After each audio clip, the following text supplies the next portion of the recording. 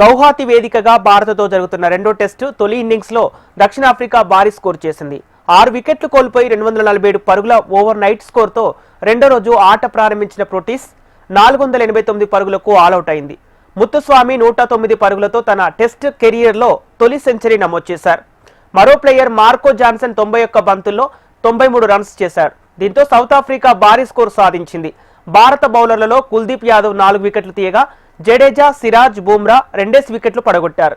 అనంతరం తొలి ఇన్నింగ్స్ ప్రారంభించిన టీమిండియా వికెట్ కోల్పోకుండా 9 పరుగులు చేసింది.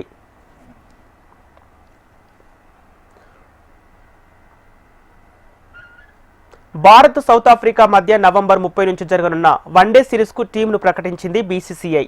ఈ సిరీస్ లో 3 వన్డేలు జరగనుండగా సెలెక్టర్లు జట్టును ప్రకటించారు. సౌత్ ఆఫ్రికాతో తొలి టెస్టులో మెడనొప్పితో వైదొలిగిన శుభ్మన్ గిల్ కు విశ్రాంతినిచ్చారు. అతడి స్థానంలో కేఎల్ రాహుల్ కు టీమిండియా పగ్గాలు అప్పచెప్పారు.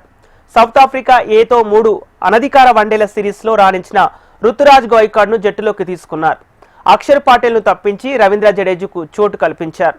పేసర్ సిరాజ్, జస్ప్రీత్ బుమ్రా, స్పిన్నర్ వరుణ్ చక్రవర్తికి రెస్ట్ ఇచ్చిన సెలెక్టర్లు శాంసన్ కు మొండి చేయి చూపారు.